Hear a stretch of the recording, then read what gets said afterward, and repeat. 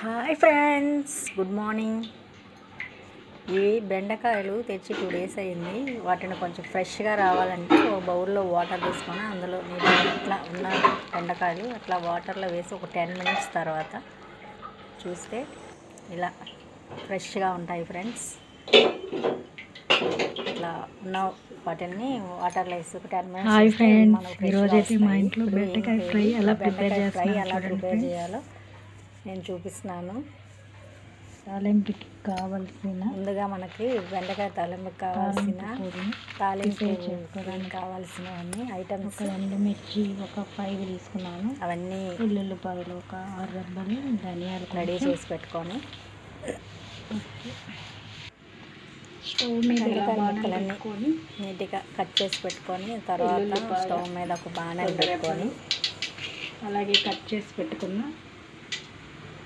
దానిలో కావాల్సిన బెండకాయలు వేసుకొని తర్వాత బెండకాయలు నేను ఆనియన్ కూడా వేస్తున్నాను. ఎందుకంటే వేరే కర్రీ అనేది లేకుండా ఆనియన్ కానీ వేసినట్లయితే దాంతోనే మనం అన్నం కలుపుకొని తినచ్చు. అంటే ఇదొక వెరైటీ, అంటే ఒక్కొక్కరు ఒక్కొక్క స్టైల్లో చేస్తుంటారు. ఇది నేను ఇలా చేసి చూస్తున్నాను. ఒకసారి మీరు ట్రై చేయండి ఫ్రెండ్స్. ముక్కలు చెదరకుండా అన్నీ పక్కన పెట్టుకొని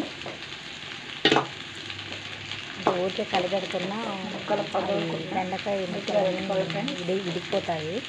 విడిపోవడం అట్లాంటివి జరుగుతుంది. అందుకని 1 time అలా పెట్టేసి బాగా ఆయిల్లో మిక్స్ అయ్యేటట్టు తాలింపు పొడి రెడీ చేసుకోవాలి. తర్వాత మనం ఇట్లా కావాల్సిన పొడి రెడీ చేసుకోవడానికి బెండకాయ ముక్కలన్నీ బాగా ఫ్రై రెడీ చేసుకొని ఇలా మిక్సీ జార్ పట్టుకోవాలి.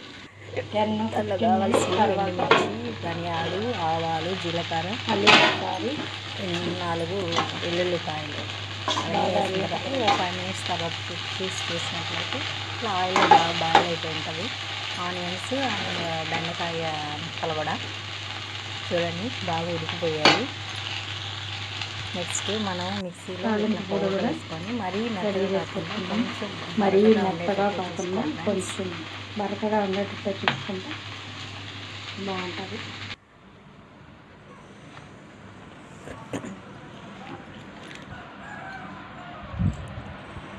Just onions, tomatoes. So second time మనము అన్నీ కలిపెట్టుకున్న తర్వాత ఒక 5 minutes 10 minutes తర్వాత చూస్తే ఇలా బాయిల్ అయిపోయి ఉంటాయి. ముక్కలు కూడా విరగకుండా బాగా నీట్గా అవుతాయి. ముక్కలు కూడా బాగా ఓకే. ఇప్పుడు మనం ముందుగా తయారు చేసి పెట్టుకున్న